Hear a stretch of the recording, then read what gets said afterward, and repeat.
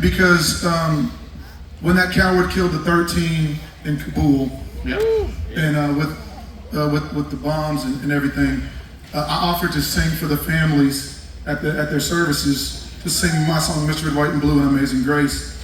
And a lot of those families, 9 of those families said yes. Wow. And so I got on TikTok and asked if anybody knows the families, name, email, call me. Let's get in touch and see how we can get in touch with them. And we had over 20,000 messages, DMs, emails, phone calls. It was crazy. So we had to sift through what was real and what wasn't. And one of the petroleum cowboys in West Texas, I was singing at an event for him and had to be at Humberto Sanchez's funeral the next morning. And he got on the phone and he was like, you really want to go? He said, you might have to shower here. And so I showered in his son's bedroom, like with Spider-Man soap or something. And I looked up and his wife was in the F-250 and she's like, come on, get in, we're gonna put you in the jet. And I grabbed my guitar and then closed my eyes, opened up my eyes, and we were landing in a cornfield in Indiana the next morning. And so when you have vision, God gives you provision. Yes. And so a lot of times people wait to get started because they're in that, as soon as I get tribe, as soon as I get this, I'm gonna do that. As soon as I get this, I said, no, I'm just gonna go. If I gotta drive, if I gotta get on a bus, if I gotta do it, because there was something in my heart, and the provision came with the vision.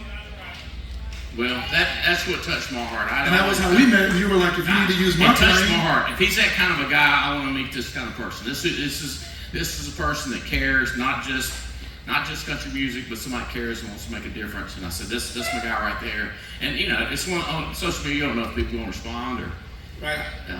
No, we were responding to everything because that's how we were getting in contact with folks. Right. Yeah. And my dad's an Air Force veteran. He gave his hearing, United States Air Force. So for those families, they felt overlooked, forgotten, and not thought of. But I wanted to know they were loved, thought of, prayed for, and cared for. Amen. If I can do that with a guitar, why not?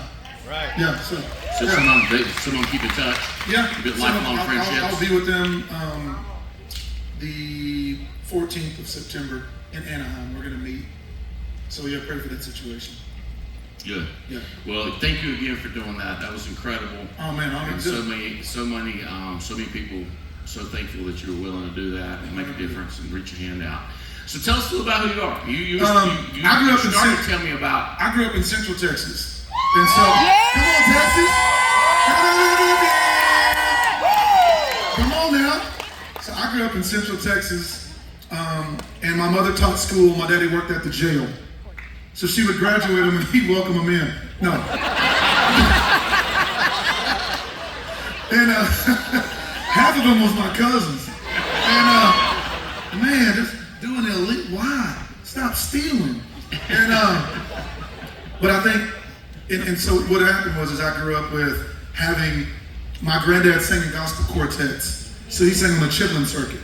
So the Chitlin circuit, for those of you who don't know, is where during segregation, that's where black performers could go and perform along the touring schedule. So my granddad sang against the Mighty Clouds of Joy, Sam Cooke and the Soul Stirrers, the Canton Spirituals, all the good gospel groups. So my granddad couldn't hunt, but him and my daddy would go hunting. He couldn't shoot at all. So my dad was like, father-in-law, sing something. So my granddad, sweet and low, sweet chariot, coming for to carry me home.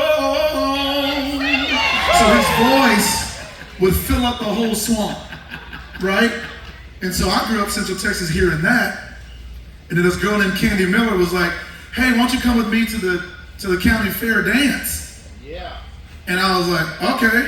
So she's like, you can't wear them pants, you gotta wear Wranglers and they gotta be way tighter than that.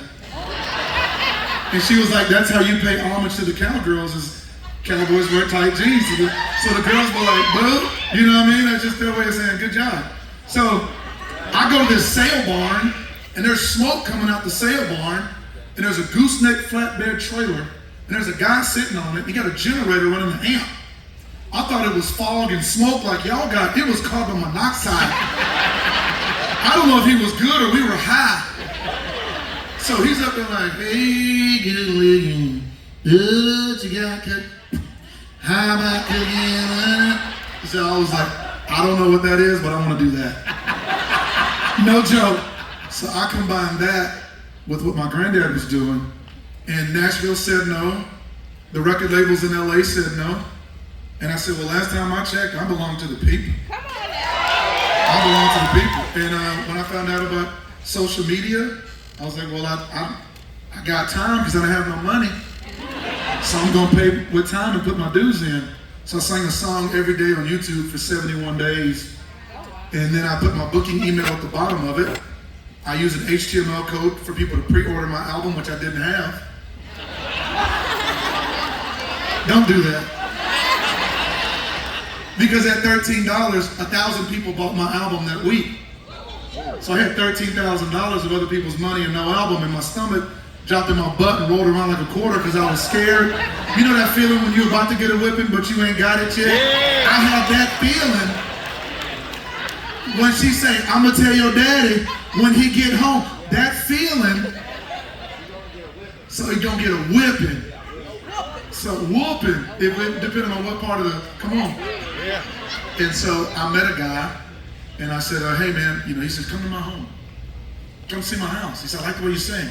I go to his house, and there's a music studio in the back, and he had two of the biggest dogs I've ever seen in my life. They hated everybody, they liked me. He goes, you a good dude, because they ain't eat you. Okay? He said, here's a music studio here, you can use it anytime you want to. Wow. I was like, thank you so much, thank you so much, thank you so much. And I went in there and he said, but I prayed about it and you didn't learn how to record yourself, so I can't help you. Here's the book. Show yourself well approved. So I made the album in 11 days. Awesome. Awesome. And we haven't looked back. Yeah.